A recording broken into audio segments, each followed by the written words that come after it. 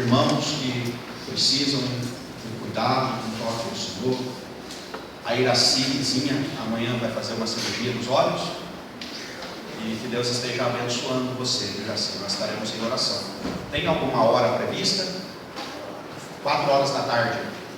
Lembrem-se de orar durante o dia pela nossa irmã, para que tudo ocorra bem. Uma cirurgia nos olhos, né? É qual olho? O esquerdo. O olho esquerdo. Que Deus esteja abençoando a sua cirurgia. Nós vamos orar pela Gabi e por outros irmãos que estão aqui. Vamos fechar os nossos olhos.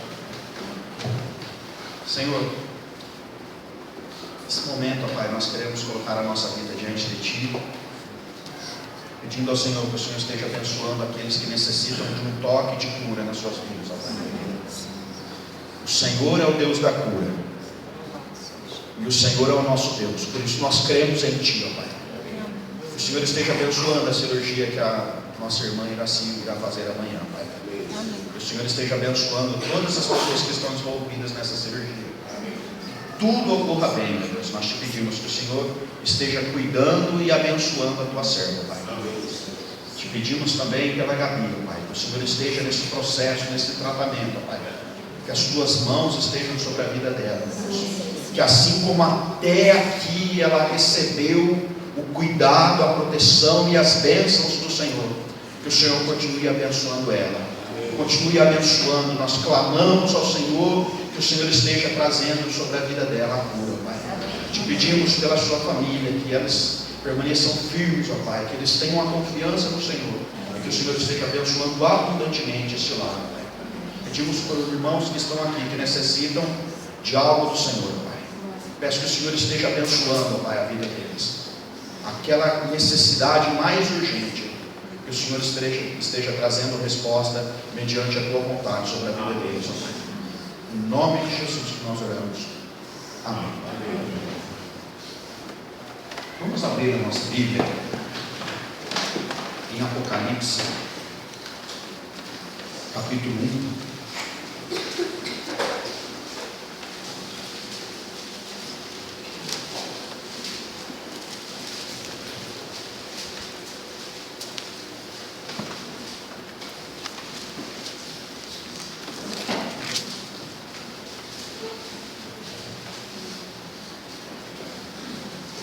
O mês de outubro é o mês da Reforma Protestante.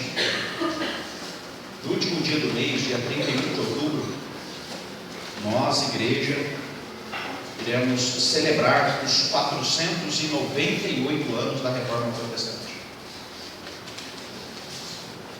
O desejo de uma igreja transformada não começou há 498 anos atrás. A Idade Média foi uma idade de trevas para a igreja. A igreja de Cristo se distanciou muito. Ela se tornou uma grande instituição, mas uma instituição longe da vontade de Deus. Há pouco mais de 600 anos atrás, alguns reformadores apareceram. Entre eles, um chamado John Hus, ou Jean Hus, que foi um homem que lutou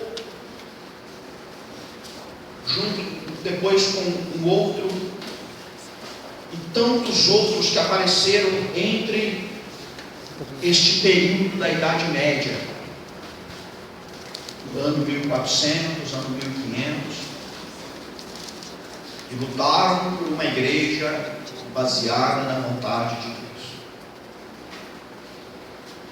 E aí, no dia 31 de outubro de 1517, Martinho Lutero coloca lá na porta da igreja aquilo que nós chamamos de 95 teses, que foi o início, a faísca de uma reforma protestante, da qual nós, hoje, Igreja Presbiteriana do Brasil, Igreja Presbiteriana Jardim das Oliveiras, somos fruto desse trabalho que começou lá. Apocalipse fala especificamente à igreja. Quando nós falamos de Apocalipse, nós lembramos, em primeiro lugar, das visões do Apocalipse, das visões dos últimos dias. Mas essas visões dos últimos dias foram endereçadas a igrejas. Nos próximos domingos, durante esse mês de outubro, nós iremos trabalhar algumas questões para as igrejas do Apocalipse. Igrejas que necessitaram de uma palavra de transformação vinda da parte de Deus, de Jesus, para aquela igreja. E nós iremos hoje pregar no capítulo 1, diz assim o texto: revelação de Jesus Cristo, que Deus lhe deu para mostrar aos seus servos as coisas que em breve devem acontecer, e que ele, enviando por intermédio do seu anjo, notificou ao seu servo João, o qual atestou a palavra de Deus e o testemunho de Jesus Cristo quanto a tudo o que viu. Bem-aventurados aqueles que leem e aqueles que ouvem as palavras da profecia e guardam as coisas nela escritas, pois o tempo está próximo. João, as 7 igrejas que se encontram na Ásia, graça e paz a vós outros da parte daquele que é, que era e que há de vir, da parte dos seus 7 espíritos que se acham diante do seu trono, e da parte de Jesus Cristo, a fiel testemunha, o primogênito dos mortos e o soberano dos reis da terra, aquele que nos ama e pelo seu sangue nos libertou dos nossos pecados e nos constituiu reino, sacerdotes para o seu Deus e Pai. A Ele a glória e o domínio pelos séculos dos séculos. Amém. Eis que vem com as nuvens, e todo olho verá, até quantos os trapassaram, e todas as tribos da terra se lamentarão sobre ele. Certamente, amém. Eu sou o Alfa e o Ômega, diz o Senhor, aquele que é, que era e que há de vir, o Todo-Poderoso. Eu, João, irmão vosso, companheiro na tribulação, no reino e na perseverança em Jesus, achei-me na ilha chamada Patmos, por causa da palavra de Deus e do testemunho de Jesus. Achei-me em espírito no dia do Senhor, e ouvi por detrás de mim grande voz como de trombeta, dizendo: o que vês, escreve em um livro e manda às 7 igrejas: Éfeso, Esmirna, Pérgamo, Tiatira, Sardes, Filadélfia e Laodiceia. Voltei-me para ver quem falava comigo, e voltado vi 7 candeeiros de ouro, e no meio dos 7 candeeiros um semelhante a filho de homem, com vestes talares e cingido à altura do peito com uma cinta de ouro. A sua cabeça e cabelos eram brancos como a alva lã, como neve, os olhos como chamas de fogo, os pés semelhantes ao bronze polido, como que refinado numa fornalha, a voz como voz de muitas águas. Tinha na mão direita 7 estrelas, e da boca saía-lhe uma afiada espada de 2 gumes. O seu rosto brilhava como o sol na sua força. Quando o vi, caí a seus pés como morto. Porém ele pôs sobre mim a mão direita, dizendo: não temas, eu sou o primeiro e o último, e aquele que vive. Estive morto, mas eis que estou vivo pelos séculos dos séculos, e tenho as chaves da morte e do inferno. Escreve, pois, as coisas que viste, e as que são, e as que hão de acontecer depois destas. Quanto ao mistério das 7 estrelas que viste na minha mão direita, e aos 7 candeeiros de ouro, as 7 estrelas são os anjos das 7 igrejas, e os 7 candeeiros são as 7 igrejas. Meus irmãos, o livro de Apocalipse é uma mensagem às igrejas. E a forma como Jesus, através de João, descreve quem são as 7 igrejas, representadas através de 7 candeeiros, e os seus anjos, que são 7 estrelas, nos dão a visão de como Jesus olha para nós. Irmãos, a igreja e os seus pastores são uma luz a brilhar no mundo. aquilo que Jesus trabalha com as igrejas é de fundamental importância, porque não podemos deixar que pecados, falhas, desânimos, frustrações, lutas que as cidades e outras coisas exteriores trazem sobre as nossas vidas, apaguem as nossas estrelas e os nossos candeeiros.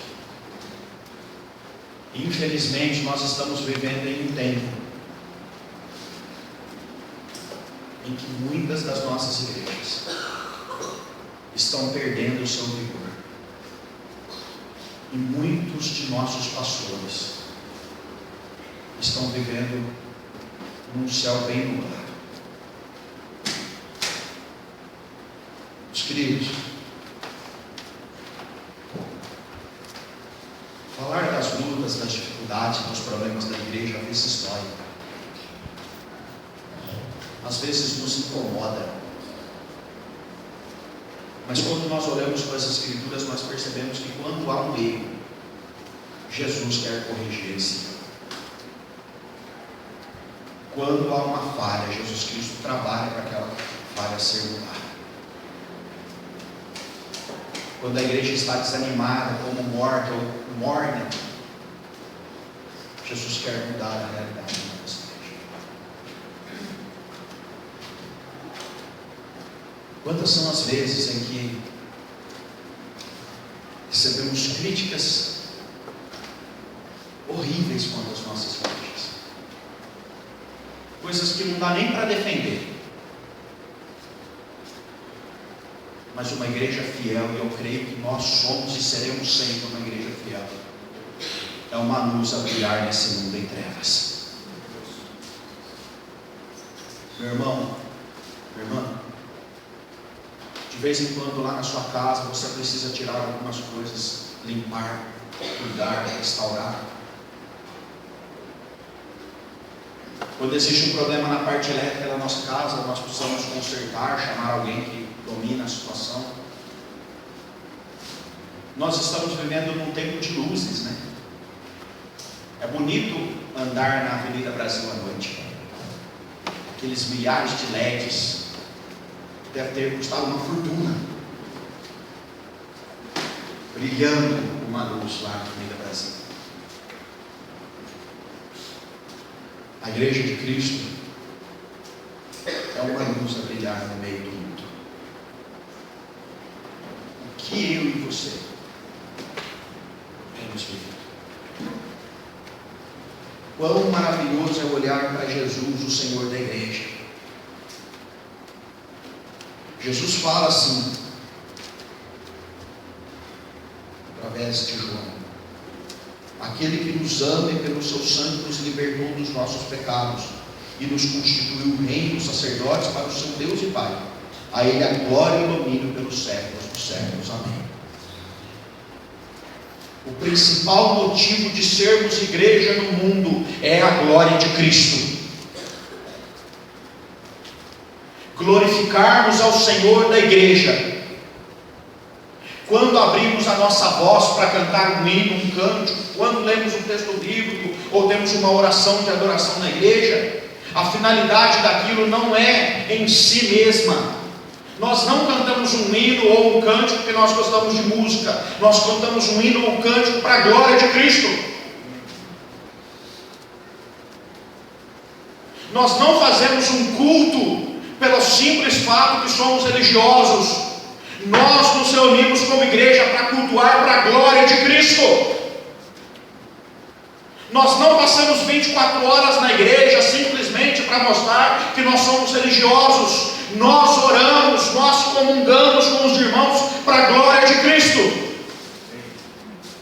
Os irmãos não entregam comida somente porque alguém está com fome. Os irmãos glorificam a Cristo quando servem os irmãos necessitados.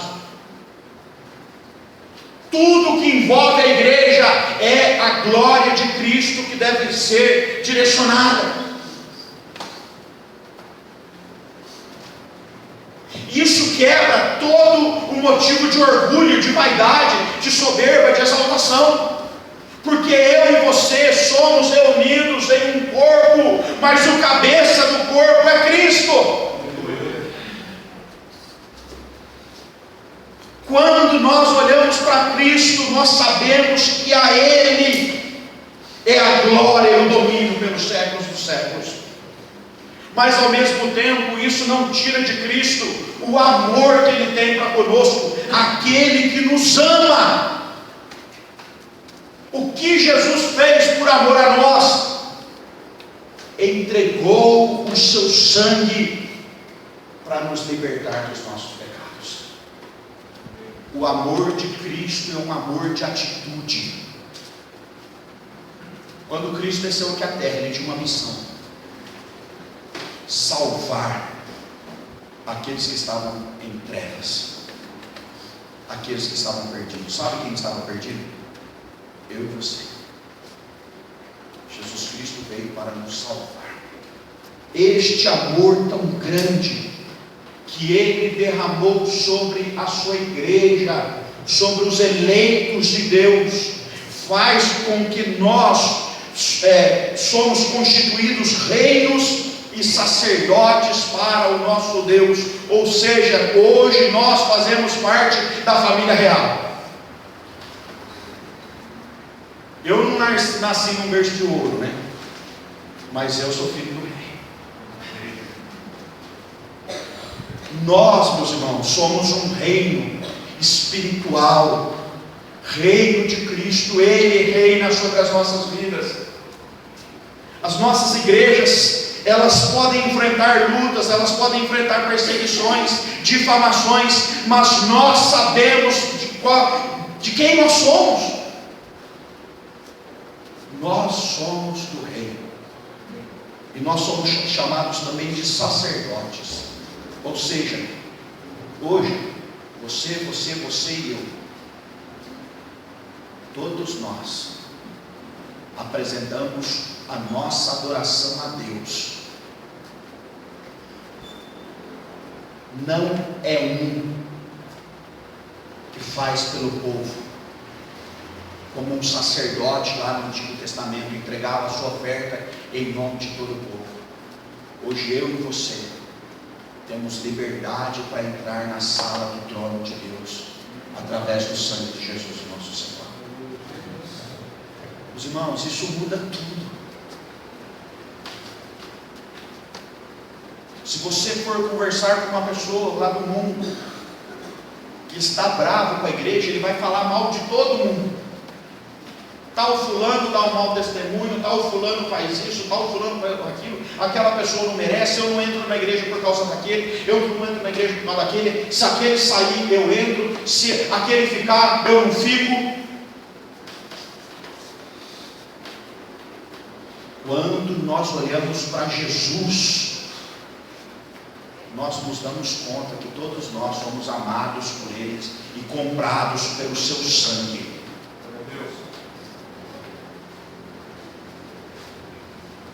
Isso não tira o nosso desejo de mudarmos e transformarmos a nossa vida, mas isso nos mostra que a igreja é o lugar em que Jesus escolheu demonstrar o seu grande amor.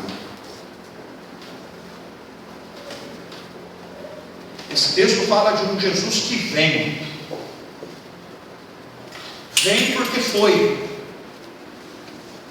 Nós, como igreja, temos uma missão até o dia que Cristo Jesus voltar, porque no dia que Ele voltar, nós deixaremos de ser igreja para sermos um só povo lá na glória celestial.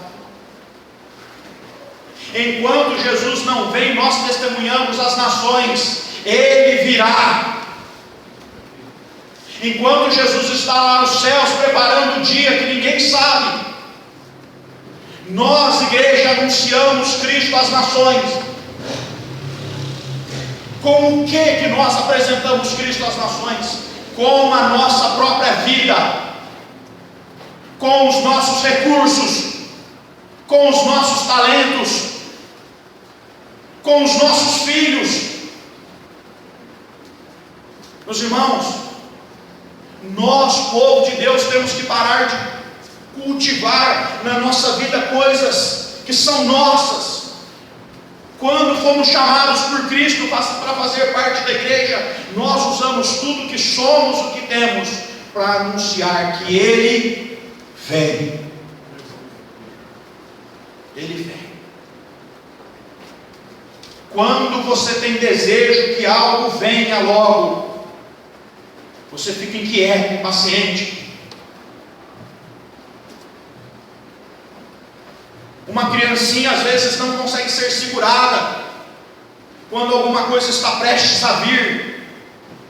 Nós ficamos ansiosos e desejamos. Precisamos olhar mais para o céu e falar: Maranata, vem Jesus. Vem Jesus. João, quando recebeu essa visão, ele disse que se achou em espírito diante do Senhor, e Deus falou para ele, através de uma revelação, que era para ser entregue às 7 igrejas do Apocalipse. A minha palavra de hoje é bem curta, eu já estou quase terminando.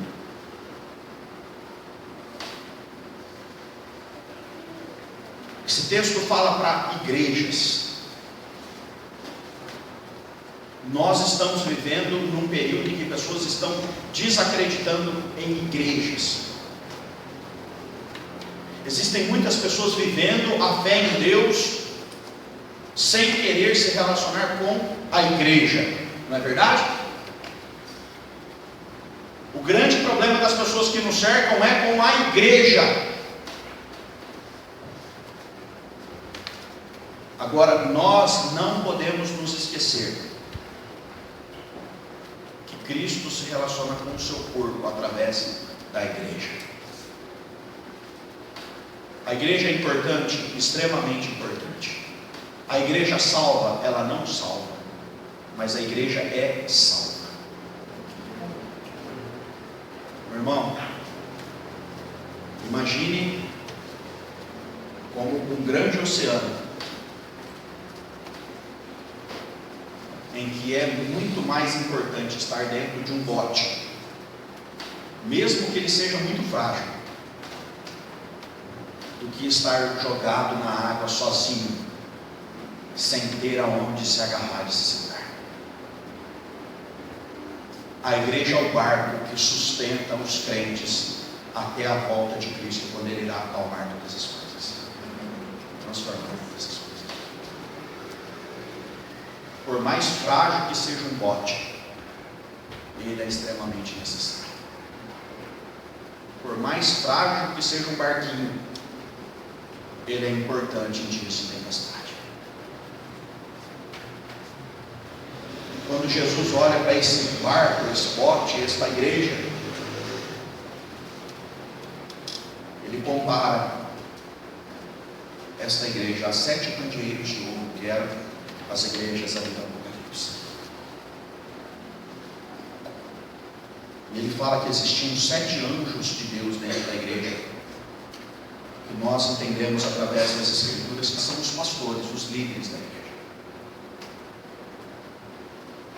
Eu e você somos desafiados a permanecer dentro deste lugar que o Senhor preparou para nós e ajustarmos as coisas que são necessárias.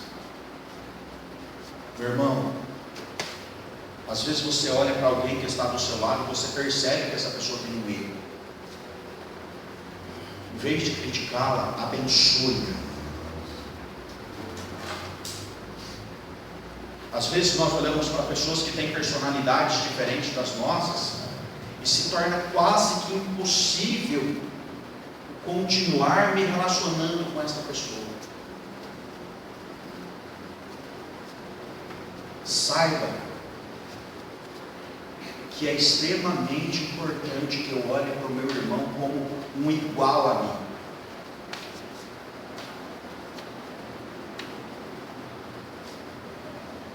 Quantas são as vezes em que existem extremos, em que mesmo no mar revoltoso, a pessoa prefere se jogar para fora do que permanecer no lugar seguro. lugar em que Cristo preparou para guardar a sua igreja, é diante de Cristo, aquele que nos traz segurança. Às vezes nós ouvimos as críticas que vêm lá de fora aqui para dentro, e nós achamos que tudo aquilo é verdade, que Deus derrube por terra tudo aquilo que tem sido lançado contra a igreja e contra os seus pastores para tentar nos derrubar.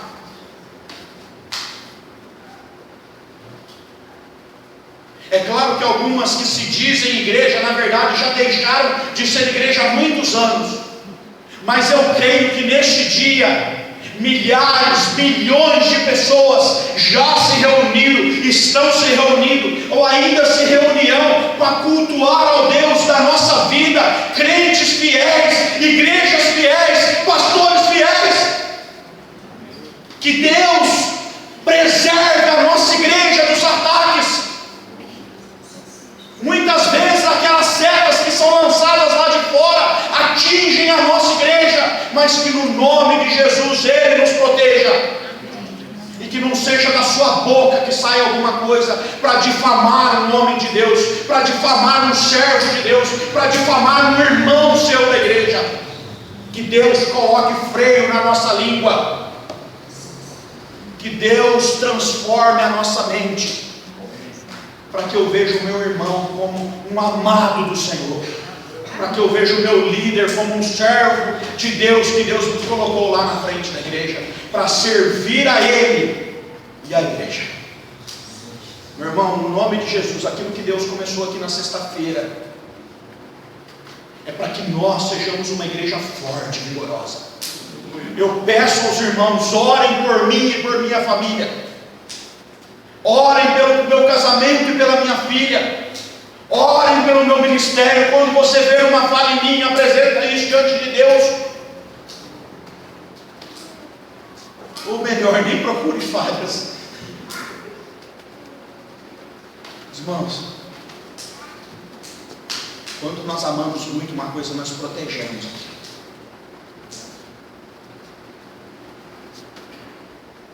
Esse final de semana nós tivemos uma experiência maravilhosa dentro da nossa casa, de deixar a Helena 2 dias com a minha mãe e com o meu pai. Eu não deixei a Helena na rua, porque eu amo ela e eu protejo ela. Eu não deixei a Helena com um desconhecido, porque eu amo ela e eu protejo ela. Eu deixei a Helena em segurança. Meu irmão, aquilo que você ama e aquilo que você dedica a sua vida não é jogado para o canto. Quantas são as vezes que nós olhamos para dentro da nossa igreja e não temos mais prazer de comungar?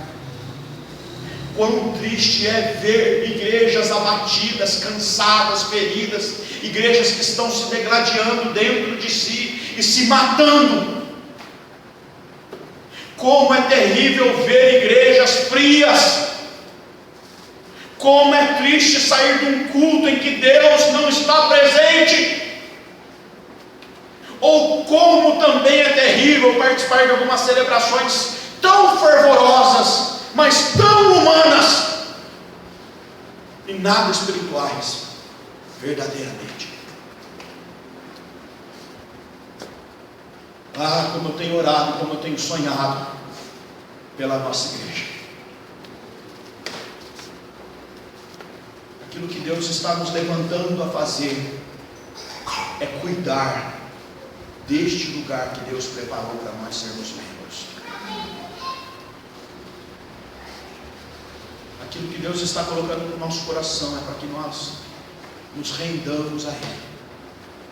Que não hajam crentes frios, que não hajam crentes abatidos, que não hajam crentes desanimados, que não hajam crentes que querem sair daqui. Que Deus, pela sua infinita graça e misericórdia,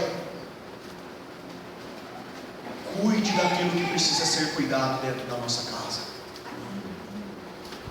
Eu amo os irmãos, desejo profundamente que nós sejamos uma igreja unida, companheira, que eu e você, todas as vezes que nos encontrarmos, saiamos felizes por mais uma vez poder te abraçar e poder revê-lo.